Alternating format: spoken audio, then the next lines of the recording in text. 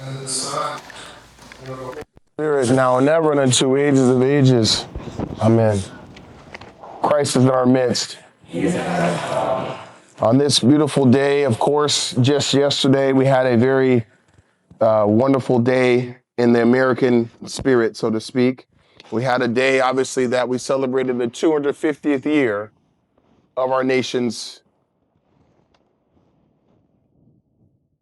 beginning. And obviously on this day, just the day after, we too have it very fresh in our hearts. Even many of us who were up 1 and 2 p.m. to all the fireworks and other things that were going on late into the night. I can see some of your faces now. Thank God. But obviously on this day, the reason why people are out in the streets celebrating is because, honest to God, although our country maybe has its flaws, there's not many countries that can say they've been around for 250 years under the same basic structure. So it is obviously for us, how do we understand all that is going on? And one of the phrases that stuck out to me from Paul's epistle, the first one that you heard from the dear brother reader Alex, is it says that this phrase, Paul says, "Brethren, it is my heart's desire and prayer that for all Israel, or Israel is, that they might be saved." In this same passage, our very own patron, St. John Chrysostom, says on Paul's words, he says, "Do you see how heartfelt St. Paul is vying and hoping for his own countrymen to come into the fullness of faith and not just a false zeal?" St. John says he even does his best to find excuses for his own countrymen, but in the end, he is overcome by the nature of the facts and cannot do so. Paul has this true, earnest desire for his people of his own country, his own background, to come into the faith, to come into the fullness, not just of knowledge, but in true fullness of faith. In our own country, must be our same prayer. It is our heart's desire for all of America that they might be saved. Not just because we think we're a great country, a good country, but because we all need that saving love of Christ. Let's take a look back at the facts of our country, especially when it comes to Orthodoxy. Now, the first person that is told to be an Orthodox Christian on American land, recorded, now this is obviously disputed. If you ask a Greek, they'll say one thing. You ask a Russian, they'll say another thing, but I'll leave that to y'all to fight later, okay? But just let me give you some of the facts here. It says that the Colonel Philip Ludwell of Virginia was the first convert on American land in 1738. There is a conference every year after his name in the South, commemorating that Southern heritage of Orthodoxy being brought to America. He was made an Orthodox Christian in London and then came back to the colonies later on. Now, it says that in the modern day, the first divine liturgy that was celebrated on American soil was a Russian ship off the coast of Alaska. Now, this is obviously before it became America, but the same land, obviously, we're speaking of, let alone the cases of Brendan the Navigator and Leif Erikson. We could obviously include them as well, too. But in more modern day, let's stick with this. So it also says in 1767, there was a community of Greeks that came in Spanish Florida in New Smyrna. So even before 1776, on this 250th year of our anniversary, there was Orthodoxy in the atmosphere. There was Orthodoxy there. There was people who were Orthodox, hadn't touched this land many years, even before the great Declaration of Independence was signed. The greatest, obviously, of those people that came later on was the Russian missionaries, and 8 of them, one of the monks was named Herman. We have pictured here on our iconostas, Herman of Alaska, who became the great Saint Herman, arriving at Kodiak Island, bringing Orthodoxy to, as he says back then, Russian Alaska. Even just 2 years later, St. Herman's work comes to fruition. There's a great saint that was a martyr. The first martyr in American land was St. Juvenali of Alaska, who was martyred in 1796, just 2 years after Herman had arrived. We see later on, even early on in 1886, so just 30 years into our country, We see this movement down towards San Francisco and California, and the missionary work continues throughout all of America.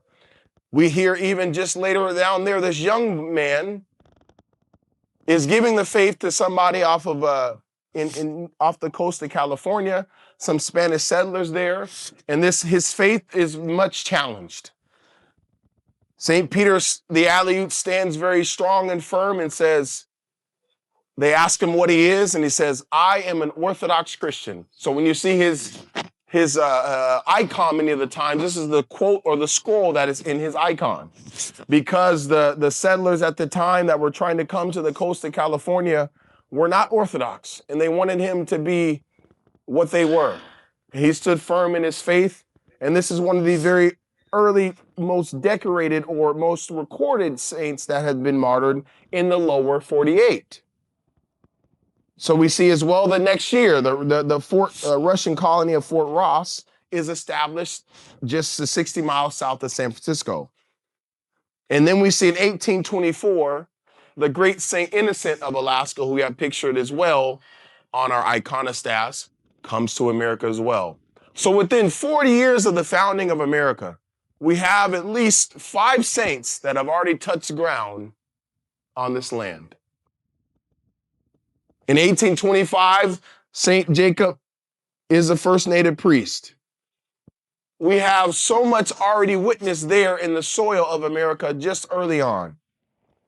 I won't go into all the other details of what became the first this and that, but also just to let us know that there is a great history of our country. We are wrapped up in this history. We as Orthodox Christians share this same history in America. We share claim to the history in America, not because we Orthodox Christians potentially are enriched by being American, but America is enriched by the presence of Orthodox Christianity in the true church in this land. Today, Orthodoxy stands between 1% and 1.5% in America. Let's consider this for just a second. In the same time frame when Russia had first received the gospel, so to speak, many of the areas that were Orthodox countries around the world actually moved a lot faster when it came to receiving the gospel. There were also some that took a lot longer to receive the gospel in the Orthodox faith as well, too. This is not to say that we should be overburdened by our slowness or we need to hurry up in some way. But God has us right where we need to be at. And the question that we have to continue asking ourselves and the encouragement that we have to keep giving ourselves is the one that Paul says. Brethren, it is my heart's desire and prayer to God that for all Israel, and if we can extend this, all of our countrymen, that they might be saved. It says on the very gospel, St. Innocent of Alaska, one of our own American saints, he says, when he came to this land of promise that we were told about, he says, bear in mind that we are in a position where it is possible for us to receive greater rewards and more promptly than to do many other great things. Rewards both heavenly, in future, and in temporal, in the present.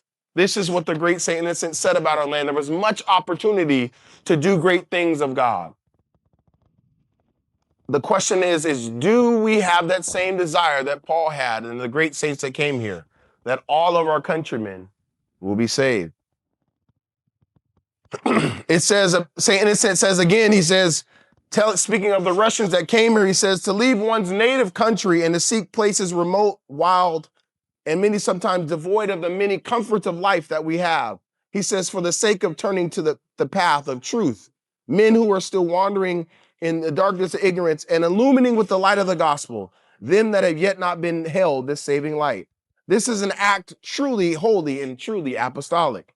Blessed is he whom selects and is appointed to such a ministry. But doubly blessed he who labors with undivided zeal, sincerity, and love in the work of conversion and enlightenment, enduring hardships and suffering when he encounters in this course of his ministry. For this reward is great in heaven.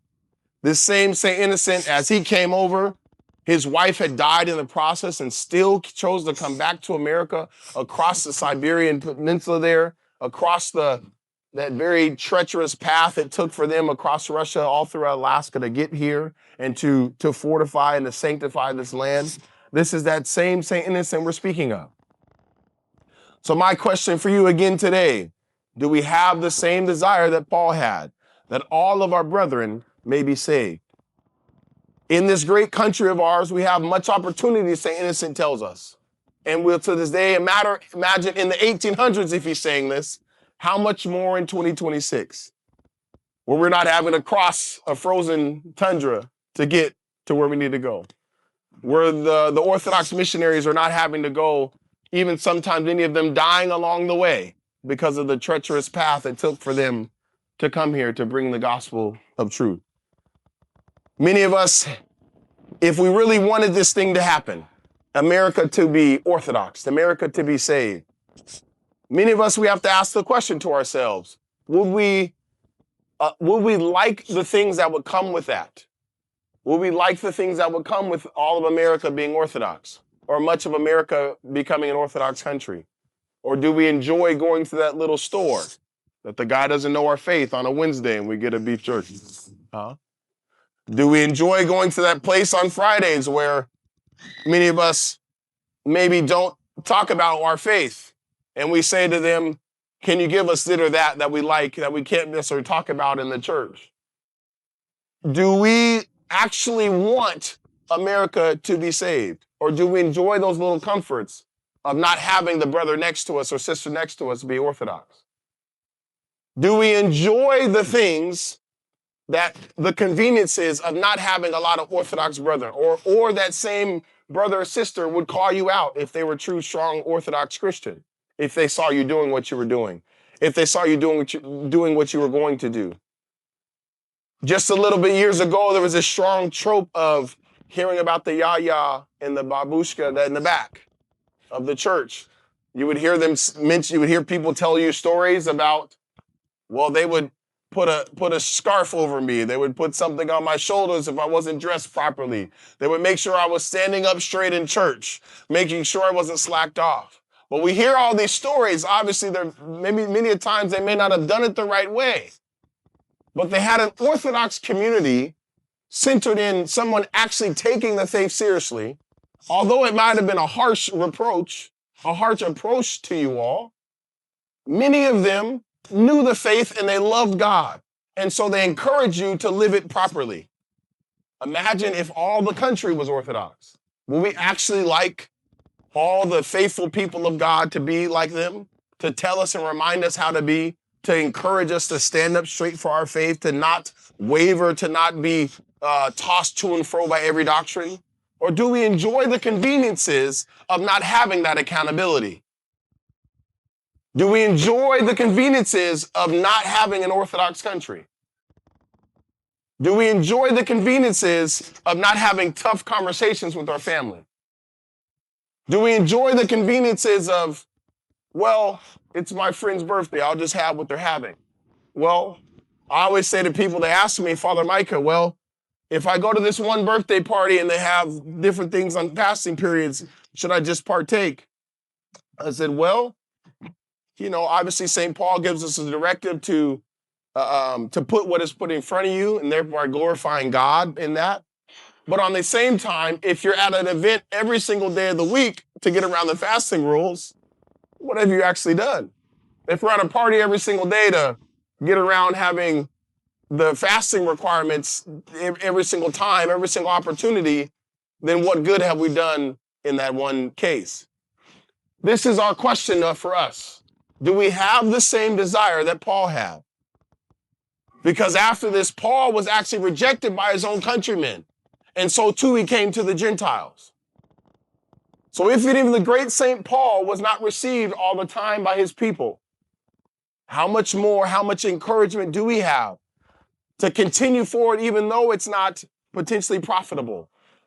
We don't want to bother people with certain foods on Wednesdays and Fridays. We don't want to just cook this certain meal because they don't eat the same way we do. Maybe that might be good, but if we do it every single time, every single year, aren't we conceding our faith just for the convenience and the pleasure of others, of what they say about us?